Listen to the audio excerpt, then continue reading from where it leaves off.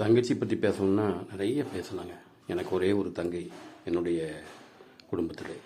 நான் பெரிய பையன் என்று உங்களுக்கு முதலியே சொல்லியிருக்கேன்.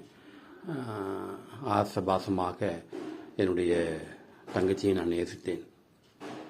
அண்ணன் தங்கை பாசம் என்று என்ன என்பதை நீங்கள் சொல்லி புரிய வேண்டிய அவசியம் இல்லை.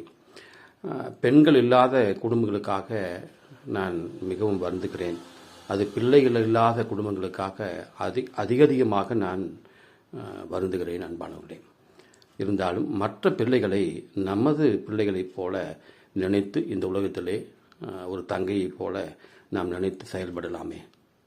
ஆண்கள் இருக்கும் குடும்பத்திலே சுற்று வட்டாரத்தில் இருக்கும் பெண்களை தங்கையாய் நினைத்து இந்த நாட்களில் பழகலாம் என்று சொல்லி ஒரு சிந்தனையை உங்களுக்கு சொல்லுகிறேன்.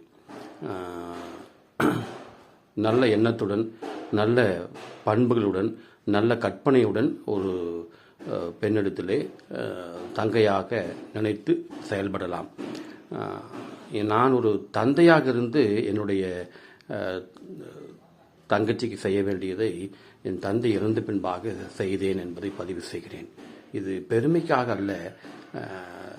இந்த செய்கை, இந்த நட்பண்பு உங்களுக்கும் ஒரு தூண்டுகோலாக இருக்கும் என்று நம்புகிறேன். என்னுடைய தங்கை உடம்பு செல்லாத சூழ்நிலைகளில் கொஞ்சம் பணத்தையும் செலவு செய்து, நேரத்தையும் செலவு செய்து தியாகமாக வாழ கடவுள் எனக்கு உதவி செய்தார். ஆம் அன்பானவர்களே, தர்மையான நாளில் நாம் சிந்திப்போம். ஒரு புதிய வாழ்க்கை வாழ்வோம்.